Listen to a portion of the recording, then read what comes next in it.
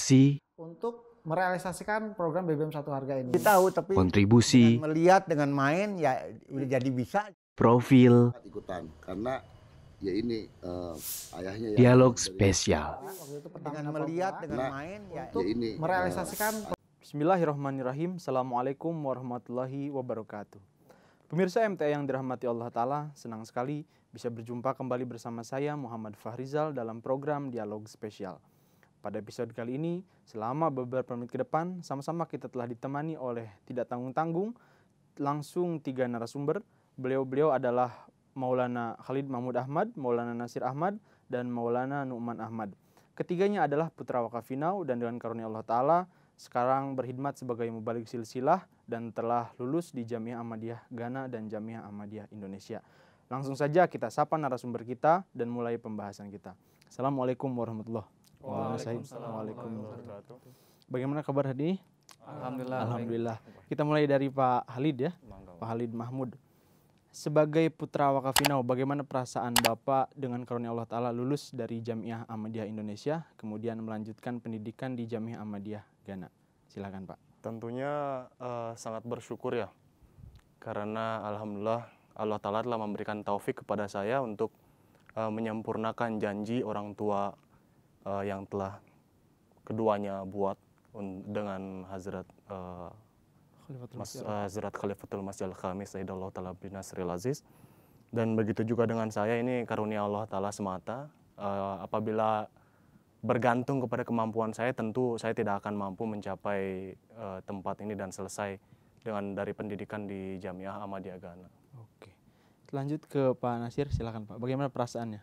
Tentunya sangat senang Masya dan Allah. juga bersyukur di mana kami lulusan Jamiah Ghana waktu itu kita merupakan himbauan dari Hazrat Khalifatul Masih Al-Khamis, Hazrat Mirza Masihul Ahmad Adallahu Ta'ala bin Nasril Aziz, di mana harus mengirimkan beberapa mahasiswanya ke benua Afrika. Oke. Dan alhamdulillah kita bisa lulus di sana. Oke, dan Pak Numan, bagaimana lulus di Jamiah Ahmadiyah Indonesia? Ya, alhamdulillah merupakan karunia yang sangat besar juga Masya Allah. karena pertama kalinya Jamiah Indonesia membuka kelas syahid Iya. dan saya alhamdulillah bersama rekan-rekan mendapat kesempatan yang luar biasa untuk menjadi yang pertama lulus di Jamiah Ahmadiyah Indonesia. Oke, Masya Allah. Kita sejenak kembali ke masa pendidikan atau sebelum menempuh pendidikan di Jamiah ya. Bagaimana titik balik Bapak-Bapak sekalian hingga akhirnya menentukan bahwa wah memang Jamiah harus menjadi pilihan utama saya. Silakan mulai dari Pak Numan. Baik, karena saya dari kecil memang diwakafkan oleh orang Iya. tua dan merupakan wakafinau, motivasi dari orang tua itu sudah kuat ya supaya Oke. untuk menjadi mubalik. Nah, alhamdulillah saya mendapatkan karunia untuk menyempurnakan janji orang tua tersebut dan akhirnya bisa menjadi seorang mubalik. Alhamdulillah. Masya Allah. Pak Nasir? Ya sama juga, yaitu orang tua mempunyai harapan yang besar bagi anaknya yang telah mewakafkan, yaitu sebagai pengkhidmat jemaat. Dan alhamdulillah kita di satu sisi sebagai anak wakaf dan juga kita sebagai mubalik yang merupakan seruan juga dari Khalifah. Masya Allah. Pak Khalid bagaimana? Sepertinya jawabannya sama ya. iya. Karena orang tua alhamdulillah sudah mewakafkan sejak kecil gitu ya. Jadi beriringan dengan itu mereka juga kan memiliki kewajiban untuk mentarbiati anak yang sudah diwakafkan tadi. Nah, jadi tarbiyat tersebut sudah tertanam dalam kepala kita. Jadi semenjak SD, SMP sampai SMK bahkan saya selalu terbuka kepada teman-teman dan guru bahwa nanti itu saya akan jadi mubalik gitu. Terlepas mereka tahu mubalik Ahmadiyah Atau itu tidak, ya? apa atau enggak ya nggak apa-apa gitu. Oke. Ini pengalaman saya dalam menginterview beberapa publik sebelum ini ya, di mana beliau-beliau itu mengalami semacam dilematis setelah menempuh pendidikan sekolah menengah atas ya. Ada semacam dilema, ada yang sudah diterima di perguruan tinggi negeri yang ternama di Indonesia, kemudian juga ada yang mendapat jalur undangan dari perguruan tinggi ternama di Indonesia. Kemudian ya sebelum menentukan Jamiah sebagai pilihan, tentu ada semacam ya dilema itu yang ingin saya sampaikan supaya bisa disampaikan ke pemirsa di rumah. Silakan Pak Numan. Baik, sepertinya dilema memang ada ya, Iya, terutama itu saat dualitas itu selalu ada. kita SMA ya, Iya. di mana pintu menuju penjurusan lain itu banyak. Iya. Saat saya SMA kelas 3 sempat dilema tuh mau daftar nggak SNMPTN Oke. jalur undangan tuh. Tetapi ada karunia di situ saat jalsah di cabang saya. Oke. Ada almarhum Maulana Sayyuti Aziz Ahmad. Masya Allah. Beliau mengisi pidato jalsah mengenai wakaf zindagi. Nah, saya rasa ceramah beliau lah yang menguatkan kembali niat saya sebagai wakafino ya, mubalik, wakafino. untuk memilih jamiah. Pak Nasir, bagaimana? Kalau pengalaman pribadi saya itu ketika saya masih kecil gitu ya, memang orang tua itu tidak menuntut saya sebagai harus menjadi seorang mubalik gitu. Namun seiring berjalannya waktu itu muncul kesadaran gitu. Karena waktu itu juga saya selalu aktif dalam kegiatan jemaat dan juga ikut dalam kepengurusan UDAM waktu itu. Iya. Dan pas masa SMA itu saya melakukan ibadah itikaf. Nah, di situ saya berdoa dan diberikan satu gambaran bahwa saya itu harus menjadi seorang mubalik. Masya Allah. Silakan Pak Halid. Pada saat pendaftaran ya, Iya. waktu itu kan ada kabar yang simpang siur. Iya. Apakah jamiah atau jamiah itu buka atau tidak? ya? Nah, waktu itu saya juga meskipun memiliki niat yang kuat sejak kecil, tapi karena kabar yang simpang siur dan tidak jelas seperti itu, saya juga menjadi ragu apakah saya daftar atau tidak, ingin daftar tapi tidak buka, gitu kan? Iya, iya. Nah, mendengar itu saya sangat dekat dengan salah satu guru saya. Saya selalu bilang, Bu, saya pengen jadi mubalik gitu. Jadi saya nggak akan melanjutkan pendidikan ke perguruan manapun gitu. Perlu diketahui agak aneh sih ya. Saya SMK itu SMK pariwisata. Jadi nggak ada nyambungnya sama sekali. Nah, ketika mendengar itu, ibu guru saya itu berkeinginan kuat untuk membantu. Nggak apa-apa, nanti kamu saya carikan beasiswa. Karena alhamdulillah saya juga kan termasuk salah satu siswa yang dipandang oleh guru-guru gitu dan hubungan yang sangat baik. Jadi guru-guru itu ingin, ya udah kamu nggak apa-apa, nanti kami yang urusi gitu. Kami carikan untuk kamu. Kamu tenang aja, tinggal isi formulir, kumpulkan, nanti kami yang urus gitu. Tapi ada satu waktu ketika harus mengumpulkan, ada kabar jamiah buka gitu kan. Bapak saya bergegas. Jadi dibawanya saya ke Pak Maulana Komarudin Syahid. Dari pagi sampai asar beliau tuh yang kasih saya arahan gitu. Apa keutamaan jamiah menjadi mubalik. Nah, setelah saat itu ya sudah, kumpulkan saja langsung masuk jamiah. Iya. Masya Allah. Oke, kita beralih ke selama masa pendidikan di jamiah ya. Dan karunia Allah ketiganya lulus di Jamiah Ahmadiyah Indonesia. Nih bagaimana trip and tricksnya menjalani pendidikan di Jamiah Indonesia nih? Dari Pak Halid silakan. Jamiah Indonesia atau Ghana? Jamiah Indonesia dulu Jamiah Indonesia ya? Iya, melanjutkan ke Ghana. Ya, alhamdulillah sih ya, karena sejak SMK saya suka pergi kemanapun gitu ya. Dan SMK dulu ada PKL-nya sama kayak gini. 3 bulan keluar rumah gitu. Jadi kalau dalam kehidupan berasrama saya tidak memiliki masalah lah, karena sudah biasa tinggal jauh dari orang tua. Kemudian kalau pendidikan ya kita tekun lah, yang paling utama tentunya doa. Itu mau di jamiah manapun intinya doa sih. Kadang ketika kita tidak mampu dalam satu hal, hanya doa saja yang membantu kita itu. Jadi ya tadi tekun belajar dan ibadahnya itu jangan sampai lupa ditinggalkan. Dari Pak Nasir? Ya tentunya kita harus banyak berdoa karena ini merupakan satu seruan khalifah gitu. Karena menjadi seorang mubalik itu dipandang dari sisi manapun memang tidak mudah atau sulit. Tapi kalau kita mempunyai hubungan dengan khalifah akan diberikan kemudahan. Dan ketika kita sudah mempunyai niat untuk menjatuhkan hati menjadi seorang mubalik, maka kita harus selalu menulis surat kepada Huzur. Dalam satu sabda, Hazrat Khalifatul Masih Asani mengatakan bahwa jamiah itu tidak menciptakan mubalik, tetapi mubalik itu tercipta sendiri. Jadi tidak ada paksaan. Jadi yang menciptakan dirinya sebagai mubalik itu adalah dirinya sendiri gitu. Hubungan dengan Allah Ta'ala. Oke, bagaimana dengan Pak Numan? Baik, menurut saya sudah banyak yang tadi panjang lebar, tapi menurut saya yang mungkin menambahkan di jamiah ini adalah ajang untuk kita mencari Allah Subhanahu Wa Ta'ala. Karena kita kalau sudah mendapatkan itu, walaupun harus belajar 5 tahun, 7 tahun itu tidak akan terasa nikmat saja itu belajar.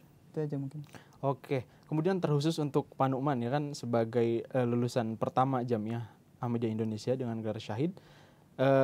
Sebagaimana diketahui bahwa keputusan Jamiah Indonesia untuk lanjut ke jenjang syahid itu kan ketika Bapak Maulana ada di tingkat terakhir. Iya. Nah, yang ingin saya tanyakan itu bagaimana Bapak sebagai yang mengalami saat itu bisa kembali memotivasi diri supaya melanjutkan pendidikan 2 tahun itu. Silakan. Pak. Kembali lagi itu adalah masa-masa dilema ya. Iya, iya. Jadi kita asalnya ber-16, Iya. dari 16 di interview Di tahun di terakhir. tahun terakhir udah mau lulus kan, Iya. tinggal sedikit lagi gitu Iya, keluar maksud dari saya jamiah. sebagai manusia kan punya rencana. Iya, itu setelah benar-benar. lulus. Dan ternyata 6 daripada kami itu dapat karunia di syahid. Nah itu melihat teman-teman sudah pergi jauh, Lulus ke sudah lapangan, lulus ke lapangan, sudah bertugas, sudah tersebar dari Sabang sampai Merauke, kita pun terkadang merasa, wah kenapa aku nggak ikut ya? Tapi kembali lagi kita Iya. memotivasi diri, banyak berdoa dan lebih tingkatkan lagi belajarnya. Oke, Masya Allah. Kemudian untuk 2 nih, fresh graduate dari Jamiah Ghana. Ya kita ketahui yang secara budaya, secara bahasa apapun itu kan berbeda, sangat berbeda jauh dengan Indonesia ya, Afrika dengan Asia Tenggara. Yang ingin saya tanyakan adalah soal mengatasi apa yang disebut culture shock gitu. Iya. Sebagai orang Asia harus tinggal di Ghana selama beberapa tahun, kemudian juga berkewajiban untuk menyelesaikan pendidikan. Silakan, Pak Halid. Saya. Dari Pak Halid dulu. Nah, kesulitan pertama yang kami dapatkan ya, karena kami kan datangnya itu telat. Iya. November akhir kami berangkat, jadi tiba di Jamiah itu tanggal 1 Desember. Semester itu mulai September. Oke. Jadi 3 bulan telat, sedangkan pergerakan kegiatan belajar mengajar itu sangat cepat gitu. Iya, iya. Kami datang sudah masalah bahasa gitu kan, di sana dosen itu ngajar selalu pakai bahasa Urdu. Iya, iya. Oh, Kemudian kalau obrolan di luar pakai bahasa Inggris. masyarakat Ghana ya? Iya. Atau dengan mahasiswa lah ya, Iya. mahasiswa. Kemudian makanan berbeda, cuaca lebih keras, lebih Iya, panas iya. gitu. Gersang kemana-mana itu coklat warnanya gitu kan. Sungguh sulit, sungguh sulit. Nah, untuk mengejar ketertinggalan itu ya tadi kita terpaksa tidur telat, bangun cepat gitu kan. Sholatnya harus ditingkatkan, orang istirahat saya ke masjid gitu, nangis. Ya nangisnya dalam sholat ya, nggak nangis. Nggak nangis di pojokan, nangis gitu kan aneh. Ya udah sholat itu aja, sholat duha gitu kan. Orang-orang jajan, kita mah minggir gitu, tidur selalu telat itu, bangun selalu pagi. Tapi ya dengan usaha dan doa tadi, alhamdulillah berhasil. Dan bagaimana cara culture shock tadi? Iya. Ya dibiasakan, diusahakan kita betah gitu. Jadi kalau saya sih ya berteman dengan siapapun, satu-satu saya datangi gitu. Sekaligus melatih bahasa gitu. Kalau ke yang ke Pakistani saya belajar bahasa Urdu. Kalau ke orang-orang Afrika saya belajar bahasa Inggris. Saya bercanda-bercanda, ngobrol. Pokoknya buat suasana itu sangat dekat dengan mereka. Dengan sendirinya, alhamdulillah nanti betah sendiri. Masalah makan atau apapun itu belakangan lah. Bisa jajan. Bagaimana Pak Nasir? Silakan. Mungkin yang terberat adalah masalah makanan waktu itu. Iya, makanan ya. Karena bagaimanapun masakan Asia dengan Afrika berbeda gitu. Waktu itu saya sempat kaget lah gitu kan melihat makanan di sana, oh berbeda gitu. Harusnya sarapan itu kalau di sini kan nasi gitu kan, di sana roti tiap hari gitu. Jadi terus yang lainnya itu adalah bahasa juga gitu. Jadi 1 tahun pertama di sana saya itu seperti silent lah gitu kan. Jadi belum bisa berbicara lancar gitu. Oke. Jadi caranya waktu itu saya meminta bantuan teman saya 2 orang gitu. Yang satu dari Nigeria, yang satu dari Ghana gitu. Jadi saya selalu berkomunikasi dengan 2 orang ini gitu. Iya, tutor pribadi lah. Iya. Dan juga untuk menghilangkan rasa jenuh di sana. Jadi saya itu sering jalan sore gitu atau berolahraga lah dengan yang lainnya dan juga sharing dengan yang lainnya. Oke, kemudian hal yang menarik nih, hal yang paling menarik yang paling mungkin bisa disampaikan ke pemirsa di rumah soal pendidikan di jenjang syahid gitu. Dari Pak Numan silakan. Hal yang memotivasi atau apapun. Iya. Menurut saya hal yang menarik di syahid ini adalah ilmu yang kita pelajari itu lebih mendalam, lebih banyak buku-buku Masih Maud yang akan kita bahas, akan kita telaah, dan itu menjadi poin plus karena masih kebanyakan masih bahasa asing, bahasa Urdu atau bahasa Arab dan bahasa Inggris. Nah itu mungkin menurut saya. Dari Pak Nasir silakan. Ya hal menarik dan juga tantangan buat kita yang belajar di Ghana itu adalah ya bahasa tetap saja gitu. Dan juga kita ketika ujian itu menggunakan bahasa Urdu gitu. Oke. Walaupun di kelas itu kita diberikan keringanan ketika dosen itu memberikan penjelasan itu memakai bahasa Inggris, tetapi ketika ujian itu memakai bahasa Urdu gitu. Masya Allah. Dari Pak Halid? Ya, yang ini sih ketika kita tingkat terakhir ya. Iya. Jadi itu agak ada kelonggaran, seperti kita hanya mengerjakan tesis atau terjemahan. Jadi waktu untuk beribadah itu lebih banyak lah. Iya. Gitu. Kemudian yang ingin saya tekankan lagi bahwa persahabatan sejati itu memang benar-benar didapatkan, yang saya rasakan ya pribadi, persahabatan itu memang benar-benar di jamiah gitu. Karena terlepas dari negara apapun kita berasal, selama kita di jamiah itu hubungan persaudaraan dan persahabatan itu luar biasa. Ketika kami pulang, waduh itu banyak yang nangis ya. Katanya kapan lagi saya bisa ketemu kalian, ini orang jauh gitu kan. Jadi emang benar-benar persahabatan itu di jamiah lah. Masya Allah. Oke, kemudian bisa disampaikan ke pemirsa di rumah pengalaman yang paling menarik gitu atau hal lucu gitu yang Bapak-bapak alami selama di Jamiah Ghana dan juga Pak Numan selama menempuh pendidikan syahid di Jamiah Indonesia. Saya mulai dari Pak Nasir, pengalaman yang Alhamdulillah hal menarik. yang menarik atau pengalaman itu banyak sekali lah. Iya. Tentunya itu tadi benturan dengan teman-teman dari negara lain gitu. Iya. Jadi adaptasi lingkungan, bagaimana cara mereka berbicara gitu kan, bagaimana cara mereka makan tentunya beda gitu. Jadi salah satu contoh kalau misalkan mereka makan kan, kalau kita biasanya menggunakan ini, kalau mereka memakai ini gitu, satu gempal gitu. Jadi mereka itu memakan makanan lokal mereka, saya katakan bangku lah ya. Oke. Makanan khas Ghana gitu. Jadi Jadi Mas Ghana Bang. ya kalau di kita kan kayak sayur-sayuran gitu kan. Jadi mereka itu memakannya caranya begini.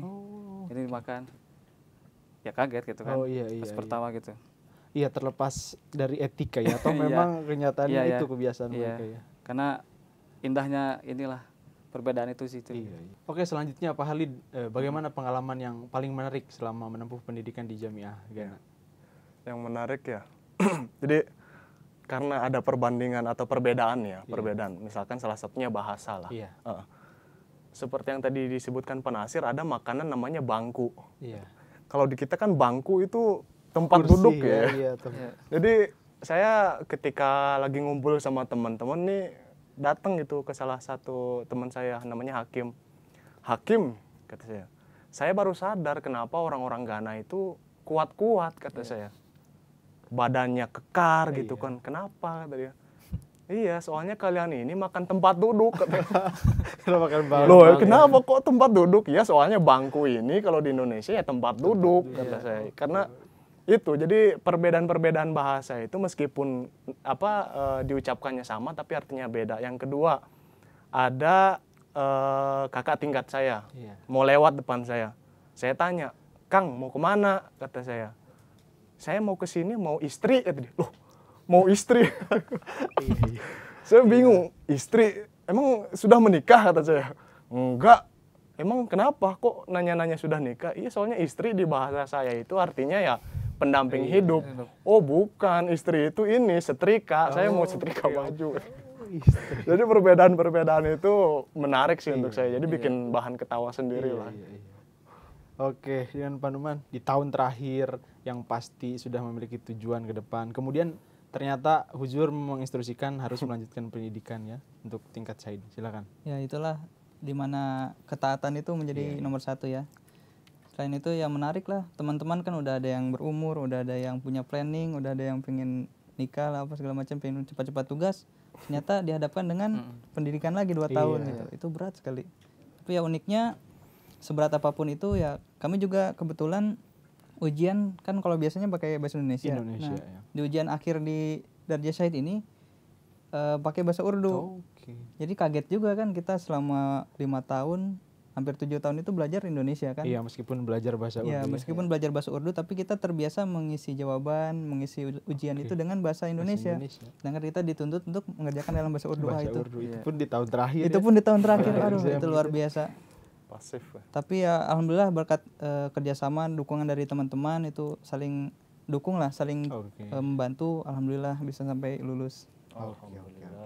Oke, kemudian saya kira tidak hanya di Jamiah ya Bapak-bapak sekalian. Maksud saya being up and down. Ada kalanya kita tuh kehilangan semangat, kehilangan arah ataupun motivasi ya. Kemudian ada di momen dimana kita sangat semangat. Nah, yang ingin saya tanyakan adalah bagaimana mensiasati ketika sangat-sangat dalam kondisi terlemah, dalam arti kehilangan motivasi dalam belajar ya, dalam menempuh pendidikan. Kemudian bapak-bapak sekalian bisa mengatasi itu dan kembali semangat ya, terlepas ya tentu sebagai membalik silsilah doa itu ya sudah sebagai nafas ya. Silakan, saya mulai dari Pak Nasir. Ya tentunya memperbanyak inilah baca-bacaan gitu kan. Soalnya salah satu dosen saya mengatakan bahwa kamu tuh harus banyak istighfar, sholawat. Jadi tahun pertama itu benar-benar beliau memberikan arahan kepada saya gitu. Dia harus membaca sholawat, istighfar, nanti kekurangan kamu insya Allah Ta'ala akan hilangkan gitu, akan tutupi gitu kelemahan kamu gitu. Selain itu juga saya banyak melakukan inilah ibadah nafal gitu, tahajud, sholat duha dan lainnya gitu. Dan juga saya sering memberikan inilah makanan ke yang lain lah, ke teman-teman gitu. Dan saya katakan kepada mereka, doakan saya gitu. Masya Allah, itu triknya. Dari Pak Halid silakan. Ketika dalam kondisi yang paling bawah gitu. Yang paling saya lakukan sih sadar diri dulu lah. Karena memahami atau mengetahui siapa diri itu sangat penting.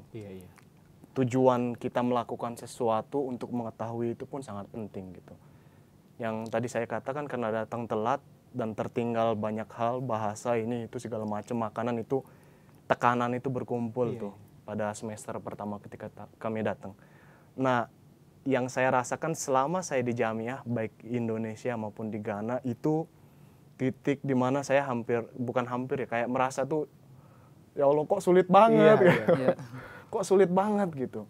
Tapi ketika ya tadi di samping berdoa, ibadah gitu kan, dan melakukan segala macamnya semampu saya, sadar diri dulu sebenarnya saya ini siapa. Saya adalah anak wakafinau yang sudah mewakafkan diri saya dan didukung oleh orang tua agar mempersembahkan penghidmatan saya untuk Hazrat Khalifah gitu. Kenapa saya di sini gitu. Dan jika saya melakukan sesuatu apa dampaknya untuk orang lain, untuk diri saya sendiri. Memahami itu bagi saya ya, itu bisa membangkitkan semangat saya lagi. Itu sih yang saya lakukan selama di Ghana. Masya Allah. Oke, kemudian Pak Numan silakan. Baik, kalau saya sedang down ya di Jamiah, selain tadi berdoa, mendekatkan diri pada Allah, introspeksi, saya selalu berpikiran saya itu nggak sendirian gitu.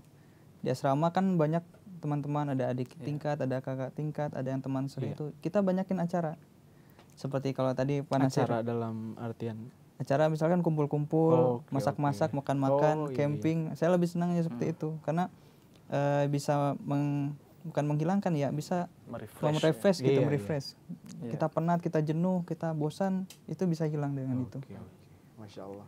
Oke, kemudian hal yang ingin saya tanyakan adalah soal kontribusi ataupun motivasi yang diberikan keluarga gitu, selama menempuh pendidikan. Bagaimana Pak Halid? Silakan. Tadi ya, terbiat itu sudah dari kecil sampai dewasa lah, sampai saya mau masuk pun itu sampai saya masuk pun dukungannya sangat luar biasa. Sampai bapak saya kan udah cepet-cepet penuhi itu persyaratan, langsung kita ke rumah pamanmu itu Pak Komar. Jadi itu kemudian yang paling saya ingat adalah beliau itu pernah mengatakan seperti ini, saya adalah putra satu-satunya dari 4 bersaudara, selebihnya itu perempuan semua. Nah, pada umumnya kan laki-laki itu jadi tulang punggung ya, atau harapan. Tapi bapak saya itu pernah mengatakan gini, kamu udah tidak perlu memikirkan bagaimana bapak dan saudari-saudarimu ini hidup nanti, nggak perlu gitu. Bapak sudah mewakafkan kamu untuk jemaah, jadi kamu fokus aja, pikirkan bagaimana cara terbaik untuk menghidmati jemaat. Masalah bagaimana penghidupan kami, nanti biar kami masing-masing yang ngurus, bahkan kami akan mendukung kamu gitu. Oke, kemudian dari Pak Nasir? Kalau saya secara pribadi itu, kalau ayah saya itu kan mubalik, jadi beliau itu selalu memotivasi saya untuk menjadi seorang mubalik gitu. Itu saja. Oke, kemudian Pak Numan? Seperti kan Pak Nasir tadi, motivasi orang tua, karena kebetulan orang tua saya seorang mubalik dan sudah biasa jauh dari orang tua tugas di mana, saya sekolah di mana. Ya alhamdulillah ada karunia tersendiri ketika saya belajar di Jamiah. Ketika saya tingkat 4, ternyata orang tua ditugaskan di markas dekat sini. Jadi, yang tadinya jauh dari SMP itu saya jauh dari orang tua. Selalu terpisah lah. Tapi alhamdulillah di Jamiah ini malah dipersatukan gitu. Bahkan kakak-kakak saya pun yang wakafinau berkhidmat di sini di markas. Jadi ngumpul lah di sini alhamdulillah. Selalu ada cara Allah Ta'ala ya. Oke, kemudian soal sistem pendidikan di Jamiah Ahmadiyah Ghana. Apa yang mungkin menarik dan kemudian hal itu menjadi mungkin diterapkan di Jamiah Indonesia nih? Dari Pak Nasir silakan. Tentunya disiplin lah, disiplin gitu. Kalau lihat dari silabus memang kita menggunakan silabus internasional. Jadi kita langsung belajar dari dosennya juga kan dari Rabuah gitu.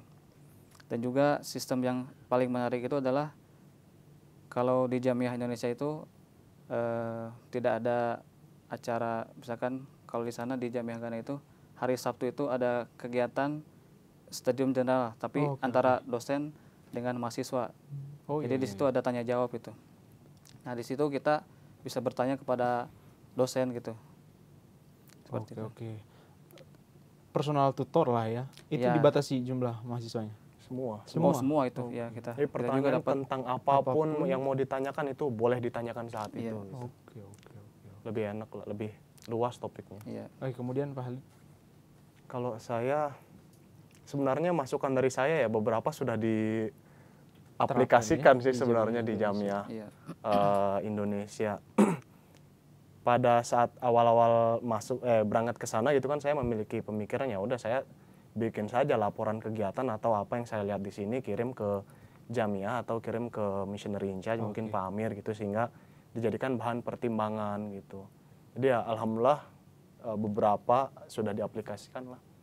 Mungkin teman-teman juga kan sudah melihat bagaimana perubahan-perubahan yang terjadi gitu kan. Ya, alhamdulillah itu. Masya Allah. Kemudian Pak Numan di jenjang syahid, maksud saya kan setara pasca sarjana ya. Sistem pendidikan apa yang berubah ketika 5 tahun ke belakang kemudian harus melanjutkan ke 2 tahun syahid? Silakan. Yang paling signifikan adalah silabus. Karena kalau sebelumnya kita memakai silabus yang dirancang sendiri ya, memang mengadopsi dari silabus internasional tapi dipadatkan dan disesuaikan dengan kultur di Indonesia. Tetapi kita di program syahid ini benar-benar pure murni dari silabus internasional. Nah, itu mungkin jadi dulu mungkin yang harusnya kita pelajari belum pelajari, jadi agak itulah mengejarnya tertinggal juga sih lumayan. Jadi agak kerja keras. Kesan yang bisa disampaikan ke pemirsa di rumah soal selama menempuh pendidikan di Jamiah Ghana ya dan menempuh pendidikan syahid. Saya mulai dari Pak Halid silakan. Ya, alhamdulillah ya. Sekali lagi saya ingin sampaikan bahwa ini adalah karunia Allah semata bahwa saya bisa mendapatkan kesempatan untuk menuntut ilmu di Jamiah. Yang saya ingin sampaikan kepada teman-teman adalah menghormati khilafat sebagai mubalik ini menurut saya pribadi adalah puncak penghormatan. Kenapa? Karena segala janji yang kita sampaikan baik dari janji atfal, janji khudam, ansor dan lain sebagainya itu saya lihat dan saya observasi semuanya itu bisa dilakukan oleh seorang mubalik gitu. Karena apapun mau harta, jiwa, kehormatan, waktu, apapun mubalik harus bersedia mengorbankan itu semua. Yang kedua, mungkin banyak yang beranggapan bahwa kehidupan berasrama itu sulit. Jauh dari orang tua dan segala macamnya. Saya katakan kembali menurut pengalaman saya, kehidupan di Jamiah adalah salah satu kehidupan yang mungkin tidak bisa saya lupakan, saking indahnya gitu. Dan saya yakin mubalik-mubalik yang sudah bertugas di lapangan, kalau kita minta mereka cerita bagaimana masa-masa di Jamiah, itu sudah pasti mengalir gitu kan. Karena luar biasa, seperti yang saya tadi katakan, persaudaraan, persahabatan yang sejati itu insya Allah akan kita dapatkan di mubalik di Jamiah tadi. Jadi sebanyak-banyaknya lah. Karena kebutuhan kita akan mubalik juga kan tidak akan putus sebenarnya. Kemudian dari Pak Nasir, kesan selama menempuh pendidikan ya? Ya, Jamiah kan didirikan untuk mencetak kita itu sebagai seorang pekhidmat sejati lah. Jemaat Ahmadiyah. Jika kita lihat dari segi tujuannya gitu. Jadi kita ini benar-benar menjadi ujung tombaknya jemaat gitu. Sebagai wakil khalifah di muka bumi ini. Karena kenapa? Karena nanti di akhir zaman itu kan sudah dijanjikan sebagaimana dalam Al-Quran dijelaskan liyudhhiru ala dini kulli. Iya. Jadi sekaranglah masanya gitu. Jadi kesan buat saya itu adalah sekarang nih saya mengambil estafet ini nih. Oke. Gitu kan. Jadi saya nggak boleh menyanyiakan kesempatan ini untuk menjadi seorang mubalik. Masya Allah. Oke, dari Pak Numan silakan Pak. Ya, baik, mungkin dari saya. Jadi keperluan mubalik terutama di Indonesia ini sangat urgent ya. Iya. Masih banyak lahan-lahan tablik yang tidak tergarap gitu. Dan kemarin pun di saat mulakat dengan Huzur pada saat kesempatan mulakat dengan Jamiah Ahmadiyah Indonesia pun Huzur mengatakan untuk menyambut 100 tahun Jemaat Ahmadiyah di Indonesia kita harus giat tablik. Kalau bisa beliau menargetkan sampai 100.000 mubain baru. Nah itu tentu tugas yang sangat berat untuk kita. Nah saya pun mengajak kepada para hudam terutama yang wakafinau untuk jangan lagi ragu untuk masuk ke jamiah. Iya. Oke, Masya Allah. Oke, terakhir bisa disampaikan ke pemirsa di rumah, Bapak-Bapak sekalian, tentu Bapak-Bapak sekalian sebagai putra wakafinau ya, bisa disampaikan pesannya, harapannya kepada wakafinau yang mungkin sedang menempuh pendidikan di sekolah menengah atas supaya bisa tergerak hatinya, termotivasi, kemudian memilih jamiah sebagai penghidmatan. Silakan, saya mulai dari Pak Nasir. Ya, yang bisa saya sampaikan kepada anak-anak wakafinau yang ingin melanjutkan studi ke jamiah itu intinya jangan ragu-ragu. Oke. Karena kenapa? Karena ini merupakan salah satu sarana yang dibukakan oleh Khalifah untuk memenangkan Islam yang kedua kalinya gitu. Karena kenapa? Di berbagai mulakat itu kan pertemuan huzur di Istimewa, di jalsa selalu menyinggung masalah jamiah. Karena kenapa? Karena yang paling pertama profesi buat anak-anak wakaf laki-laki itu adalah mubalik. Jadi inilah seruan Khalifah yang harus kita sambut. Masya Allah. Oke, Pak Numan, silahkan Pak. Pesan dan harapannya untuk wakafinau di rumah. Pesan dan harapannya ya seperti yang tadi saya katakan, jangan ragu masuk jamiah dan menjadilah orang-orang yang terdepan dalam menyambut seruan dari Khalifah untuk menjadi seorang mubalik. Masya Allah. Oke, terakhir Pak Halid. Yang terakhir ya untuk menggugah kawan-kawan agar tergerak masuk dan bergabung di jamiah. Jadi saya ingin menyampaikan bahwa banyak karunia-karunia dan keunggulan yang bisa didapatkan ketika kita memutuskan datang dan belajar di jamiah. Yang mana keunggulan dan karunia itu mungkin tidak didapatkan secara mudah oleh teman-teman lainnya. Misalnya, apabila ada tamu-tamu datang dari pusat nih ya, mungkin teman-teman sendiri merasakan tamu tersebut pasti akan datang ke jamiah. Ya. Itu pasti, apapun. Ketika di Ghana, selama di Ghana itu Bapak Amir Uganda, Bapak Amir Mauritius, Nigeria, dan negara-negara lainnya itu datang dan selalu datang ke jamiah. Bahkan putra dari Huzur itu sendiri datang ke jamiah. Kemudian Bapak Iftikhar Ayaz ya sering datang ke Indonesia. Itu juga datang. Kemudian mantan presiden dari jemaat Jepang itu datang, selalu datang. Siapapun yang datang ke negara tersebut, apabila negara itu ada jamiah, itu pasti dikunjungi, Seperti tadi kan, kemudian yang program mulakat huzur, itu kan yang paling pertama di Indonesia bersama mahasiswa jamiah. Karena perhatian huzur terhadap jamiah itu luar biasa. Jadi apabila kita ingin diperhatikan secara khusus oleh huzur dan tentu utusan-utusan huzur ya tadi, kita mendapatkan kemudahan. Mungkin tamu tersebut kan tidak berkunjung ke Jemaat Bogor atau mungkin berkunjungnya ke Jemaat Kebayoran. Jadi Jemaat Kebayoran saja yang mendapatkan karunia itu. Jemaat yang di ujung-ujung atau hudam-hudam yang ada di cabang-cabang lainnya itu tidak dapat. Tapi apabila tuan atau teman-teman ada di jamiah, pasti ketemu, pasti mendapatkan kesempatan untuk bertemu.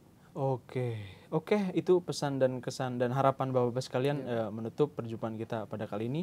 Saya ucapkan terima kasih dan jazakumullah ahsanal jazaa yang sebesar-besarnya. Jazakumullah. Baiklah pemirsa MTA dimanapun Anda berada, itulah tadi perbincangan kita bersama 3 narasumber yang merupakan lulusan Jamiah Ahmadiyah Ghana dan Jamiah Ahmadiyah Indonesia. Semoga perbincangan kita kali ini memotivasi dan menggerakkan pemirsa di rumah untuk senantiasa menghidmati Islam. Dan jangan lupa follow semua akun media sosial MTA Indonesia dan silahkan kirimkan saran dan masukan Anda ke email MTA di bawah. dengan subjek dialog spesial. Saya Muhammad Fahrizal, segenap kru yang bertugas mohon pamit undur diri. Wabillahi taufiq wal hidayah. Assalamualaikum warahmatullahi wabarakatuh. Waalaikumsalam warahmatullahi wabarakatuh.